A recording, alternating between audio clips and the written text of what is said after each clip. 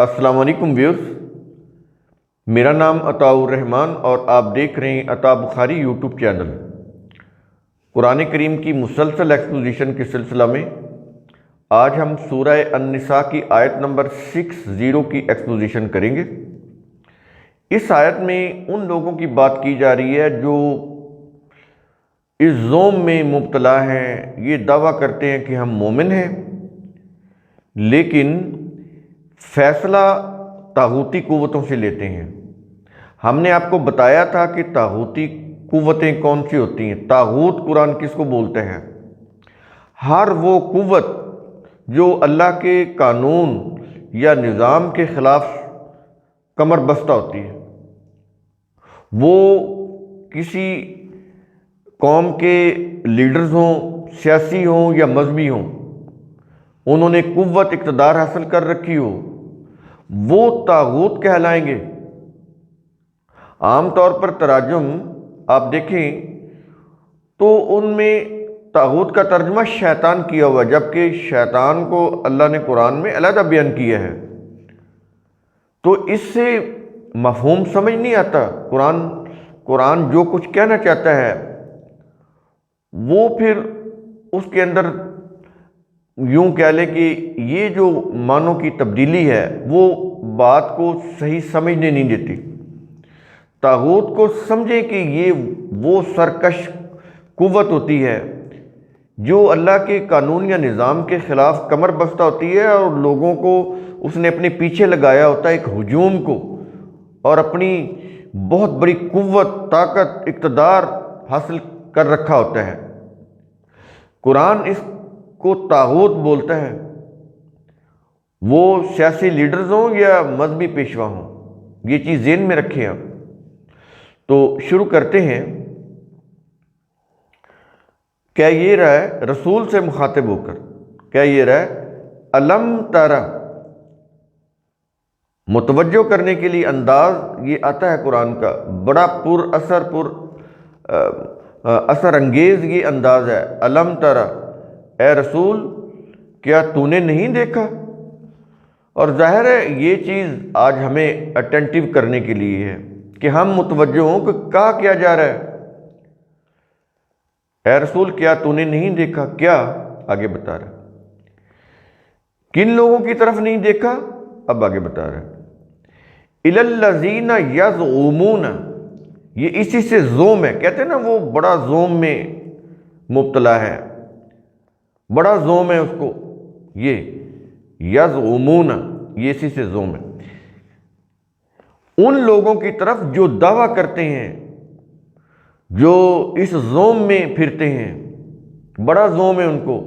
کیا زوم ہے، کیا دعویٰ ہے ان کا؟ بتا رہا ہے، کیا یہ رہا ہے کہ انہم آمنو، اس بات کا زوم کہ بلا شبہ وہ ایمان لائے ہیں۔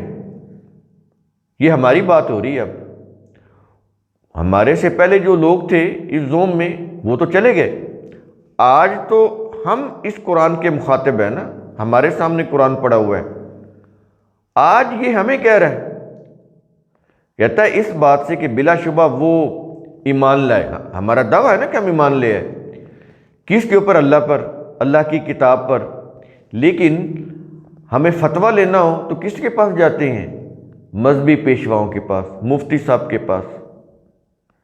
اللہ کے قرآن کو کنسلٹ نہیں کرتے، تو آج اس کے ہم مخاطب ہیں۔ جس چیز سے قرآن نے منع کیا، اللہ نے منع کیا، ہم بالکل اس کے قانون کی سرکشی کرتے ہوئے وہی کام کر رہے ہیں، اور اسی لیے تباہی سے دوچار۔ یہ تباہی ایسے نہیں آ جاتی، ہمارے عمل کی وجہ سے آتی ہے، ہماری غلط روش کی وجہ سے آتی ہے۔ تو کیا یہ رہا ہے کہ اس بات کا کہ بلا شبہ وہ ایمان لے آئے ہیں، یہ دعویٰ ان کا زوم ہے، حقیقت نہیں ہے۔ ہمارے ہاں ان کا یہ دعویٰ قابل قبول نہیں ہے، اس لیے کہ وہ ہماری کتاب کے اندر جو کچھ بھی ہے وہ اس کے الٹ کر رہے ہیں، اس کے خلاف کر رہے ہیں، اور کہہ رہے ہیں کہ یہ دین ہے، یہ اللہ کی شریعت ہے۔ اپنے مذہبی پیشواؤں کی شریعتوں کے اوپر چل رہے ہیں، ان کی خود ساختہ شریعتیں، ان کے بنائے ہوئے مذہبی قوانین، فقہی قوانین، اور کہہ رہے ہیں کہ ہم اللہ پر ایمان رکھتے ہیں۔ اللہ کی کتاب کے اوپر ایمان رکھتے ہیں، تو اللہ یہ کہتا ہے کہ یہ ان کا زوم باطل یہ ان کو لے ڈوبے گا۔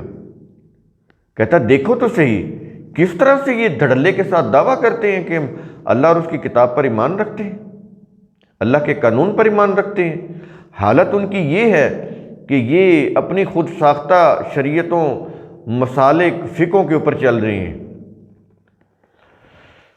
اور آگے کہتا ہے کہ پیچھے کہا نا کہ اس بات کا بلا شبہ وہ ایمان لائے، کس پر ایمان لائے آگے بتا رہا ہے، یعنی ان کا زوم بتا رہا ہے، ان کا دعویٰ بتا رہا ہے، ایکچولی وہ لے کر نہیں آئے، کس پر؟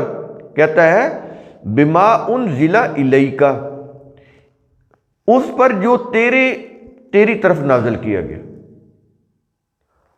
کہتا بظاہر دعویٰ کرتے ہیں، بڑے زوم میں مبتلا ہیں کہ ہم تو جو تیری طرف نازل کیا گیا یعنی قرآن، ہم تو اس کے اوپر ایمان لائے ہیں، تو پھر جو کچھ قرآن میں کہا گیا ہے اس کے مطابق تو وہ چل ہی نہیں رہے، کچھ کر ہی نہیں رہے، تو خالی ان کا دعویٰ یا ان کا زوم پھر کیسے قابل قبول ہو سکتا ہے؟ اور ایک تو وہ یہ کہتے تھے نا کہ جو کتاب تیرے پر یعنی محمد صلی اللہ علیہ وسلم پر نازل ہوئی، ایک تو اس پر ایمان لائے، اور اگلی بات کر رہے ہیں، آگے یہ کہہ رہا ہے کہ وما انزل من قبلک، اور اس پر ایمان لائے ہیں جو تجھ سے پہلے نازل کیا گیا۔ یہ ان کے دعوے کی بات کی میں بار بار کہہ رہا ہوں تاکہ کوئی کسی قسم کی کنفیوژن نہ ہو۔ یہ جو لوگ ایمان کے دعوے دار ہیں، جن کو جو زوم تھا کہ ہم بڑے مومن ہیں، یہ ان کی بات ہو رہی ہے جیسے آج ہم ہیں۔ تو وہ یہ دعویٰ کر رہے تھے کہ ہم تو جو رسول پر نازل ہوا اس پر بھی ایمان لائے، اور جو اس رسول سے پہلے جو نازل کیا گیا وہی سے اس کے اوپر بھی ایمان لائے۔ تو اب یہ کہہ کر وہ کہتے ہیں کہ ہم تو مومن ہیں۔ کہتا ہے یہ نہیں، ایسی بات نہیں ہے، یہ اس کے اوپر ایمان لاتے تو پھر اسی کی روح سے اپنا نظام بناتے نا، اپنی سوسائٹی کا، لیکن وہ نہیں کیا انہوں نے۔ اور آگے پھر قرآن کریم ان کے عزائم، ان کے ارادے بتاتا ہے کہ یہ جو لوگ ہیں جو بظاہر اس زوم میں مبتلا ہے کہ ہم ایمان لائے، تو ان کے ارادے کیا ہیں، وہ کرتے کیا ہیں، وہ چاہتے کیا ہیں، آگے بتا رہا ہے۔ کیا یہ رہا ہے کہ یریدون، وہ ارادہ کرتے ہیں یعنی وہ چاہتے ہیں،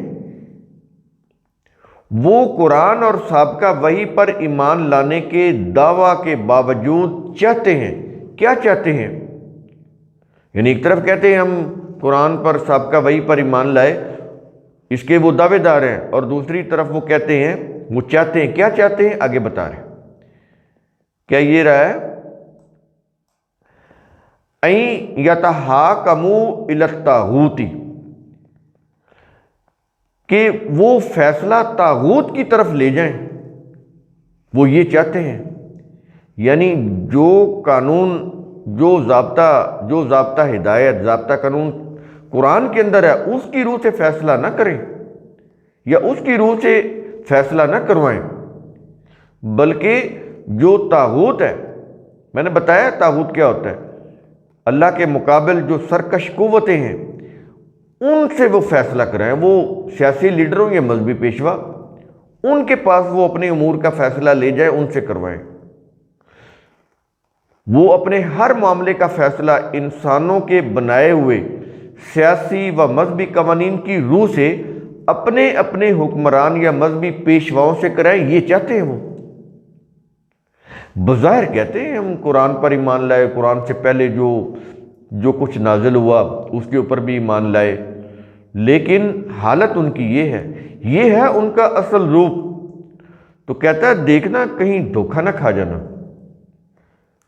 یہ جس زوم میں مبتلا ہیں، یہ خود فریب میں مبتلا ہیں، کہیں تمہیں بھی دھوکہ نہ دیں کہ ہم تو بڑے مومن ہیں۔ کہتا ہے یہ مومن نہیں ہو سکتے۔ آج یہ ہماری بات ہو رہی ہے، کوئی بھی مسئلہ پیش ہو کہاں جاتے ہیں آپ؟ ریلیجس پریسٹ کے پاس، ان سے پوچھتے ہیں کہ فتویٰ دیں اس معاملے میں، بتائیں کیا ہے، کیا حکم ہے شریعت کا۔ وہ شریعت ان کی اپنی بنائی ہوتی ہے، ان سے وہ لیتے ہیں، پھر اسی کے مطابق اپنے امور کو سر انجام دیتے ہیں۔ تو ٹھیک ہے، پھر ذلت اور رسوائی بھی تو ہو رہی ہے، تباہی اور بربادی بھی تو ہو رہی ہے، وہ اسی وجہ سے ہے۔ یہ بدترین شرک ہے، اور شرک میں وہ پیچھے گزرا ہے نا کہ حفاظت نہیں ہو سکتی، کیونکہ آپ اللہ کے قوانین کو فالو نہیں کر رہے۔ آپ اللہ کے مقابل جو قوانین ہیں انسانوں کے بنائے ہوئے، آپ ان کو فالو کر رہے ہیں، تو پھر اس میں تو حفاظت ہو ہی نہیں سکتی۔ اس کے بعد وہ کہہ رہا ہے، یہ رہا ہے کہ وَقَدْ أُمِرُوا، حالانکہ یقیناً انہیں حکم دیا گیا تھا۔ اللہ کہہ رہا ان سے کہ یہ جو لوگ اس قسم کی روش اختیار کر رہے ہیں کہ بظاہر بڑے زوم میں مبتلا ہیں کہ ہم ایمان والے ہیں، اور فیصلے وہ طاغوتی قوتوں سے لیتے ہیں، کہتا ہے حالانکہ یقیناً ہم نے انہیں حکم دیا تھا، انہیں حکم دیا گیا تھا۔ کیا حکم دیا گیا تھا اللہ کی طرف سے؟ کیا حکم دیا گیا تھا؟ آگے بتا رہے ہیں، کیا یہ رہا ہے اَن یکفروا بہ، یہ کہ وہ اس سے کفر کریں۔ یہ کفر کا مطلب انکار ہوتا ہے، یعنی یہ کہ وہ ہر طاغوتی یعنی غیر خدائی قانون و فیصلہ سے انکار کریں۔ یہ انہیں ہماری طرف سے حکم دیا گیا تھا، لیکن انہوں نے اس حکم کی پیروی نہیں کی، طاغوت کو فالو کر رہے ہیں۔ اللہ کے مقابلے میں جو طاغوتی قوتیں ہیں، غیر خدائی قوتیں، ان کے جو بنائے ہوئے قوانین، ان کے بنائے ہوئے ضابطے، ان کے بنائے ہوئے نظام، ان کو وہ اڈاپٹ کیے ہوئے ہیں، اور اللہ کے قانون و فیصلہ سے وہ منکر ہیں، اس طرف آ ہی نہیں رہے کہ اس کا کیا قانون ہے، اس کا کیا حکم ہے، اس طرف نہیں جا رہے۔ تو ان کو ہم نے حکم دیا تھا، اللہ کی طرف سے حکم دیا گیا تھا کہ ہر غیر خدائی قوت، جس کو قرآن طاغوت بولتا ہے، تو اس کے قانون و فیصلے کو تسلیم کرنے سے انکار کر دیں، طاغوتی نظام سے انکار کر دیں، لیکن انہوں نے ایسا نہیں کیا۔ یہ کہنے کے بعد اب قرآن کریم شیطان کی بات کر رہا ہے۔ شیطان انسانی جذبہ، انسان کا مفاد پرست جذبہ شیطان ہوتا ہے، جس کے لیے وہ ہر جائز ناجائز کام کرنے کے لیے تیار ہو جاتا ہے۔ قرآن اس کو شیطان بولتا ہے۔ کیا یہ رہا ہے کہ وَيُرِيدُ الشَّيْطَانُ، اور شیطان ارادہ کرتا ہے، شیطان چاہتا ہے۔ کیا مطلب؟ انسانی جذبہ، انسان کا مفاد پرست جذبہ یہ چاہتا ہے۔ کیا چاہتا ہے؟ وہ یہ چاہتا ہے کہ بس میرا مفاد مجھے ملے، دوسرے کو کچھ ملے نہ ملے، ظلم ہو، جو مرضی ہو جائے، ناانصافی ہو، کسی کا جتنا مرضی نقصان ہو جائے، مجھے جو میرا نفس کہتا ہے، جو میرے جذبات کہتے ہیں، بس وہ ہو جائے، جائز ناجائز طریقے سے۔ جب ایسا ہوگا، جب اس طرح سے انسان اپنے نفس کے پیچھے، اپنے جذبات کے پیچھے لگے گا، تو پھر اس سے وہ اور زیادہ گمراہی میں چلا جاتا ہے، اور زیادہ گمراہی میں مبتلا ہو جاتا ہے۔ اس لیے قرآن کریم یہ کہہ رہا ہے کہ وَيُرِيدُ الشَّيْطَانُ، اور شیطان ارادہ کرتا ہے، چاہتا ہے کیا؟ وہ یہ رہا ہے کہ أَن يُضِلَّهُمْ ضَلَالًا بَعِيدًا، یہ ذوات کے ساتھ ہے، ضَلَالًا بَعِيدًا، یہ کہ وہ انہیں سیدھی راہ سے بھٹکا کر بہت دور کی گمراہی میں ڈال دیں۔ ظاہر ہے جو انسان اپنے ہی مفاد پرست سرکش جذبہ، جس کو قرآن شیطان بولتا ہے، اسی کے پیچھے چلتے ہوئے، اپنے اہوائے نفس کی پیروی کرتے ہوئے، اپنے ہی نفس کی خواہشات کی پیروی کرتے ہوئے، کوئی جائز ناجائز کو نہ دیکھے، حرام حلال کو نہ دیکھے، صحیح اور غلط کی تمیز سے عاری ہو جائے، تو وہ پھر بہت دور کی گمراہی میں، اس کا یہ جو جذبہ ہوتا ہے اس کو بڑی ہی دور کی گمراہی میں ڈال دیتا ہے۔ یہی جذبہ ہے، یہی مفاد پرست سرکش جذبہ جس کی روح سے انسان کسی کا قتل بھی کر دیتا ہے اپنے مفاد کے لیے، کسی عورت کا ریپ بھی کر دیتا ہے اپنے جذبات کی تسکین کے لیے، قرآن اس کو شیطان بولتا ہے۔ یہ قرآن کے الفاظ ہیں، اس کو اگر آپ ریلیجس وہ تراجم تفاسیر کی روح سے سمجھیں گے تو بہت دور چلے جائیں گے قرآن کے جو مفہوم ہے۔ مذہب نے تو شیطان کو اللہ کے مقابلے میں ایک مستقل قوت بنایا ہوا ہے۔ اللہ ایک، شیطان ایک، اللہ ہر جگہ موجود، شیطان ہر جگہ موجود۔ جو اختیار قوت اللہ کے پاس ہے وہی شیطان کے پاس ہے۔ اللہ بھی نظر نہیں آتا، شیطان بھی نظر نہیں آتا، تو اللہ کے مقابلے میں ایک قوت لے کر آ گئے نا۔ تو یہ جو کانسیپٹ ہے یہ مذہب کا، یہ پرشیا سے آیا، اہرمن اور یزداں،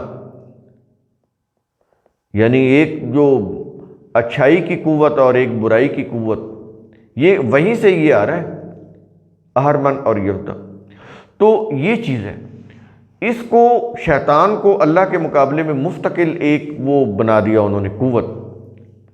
تو ایسی کوئی چیز نہیں ہے، انسان کے مفاد پرست سرکش جذبات شیاطین ہوتے ہیں، شیطان کی جمع شیاطین، ان کو فالو کرنے سے انسان جو ہے بڑی دور کی گمراہی میں جا گرتا ہے۔ قرآن کریم اس سے وارن کر رہا ہے کہ اس سے بچو۔ تو قرآن کریم کا اصول ثم تفکروا، اس کی روح سے آپ خود بھی سوچا کریں، سمجھا کریں، غور و فکر کیا کریں۔ شکریہ۔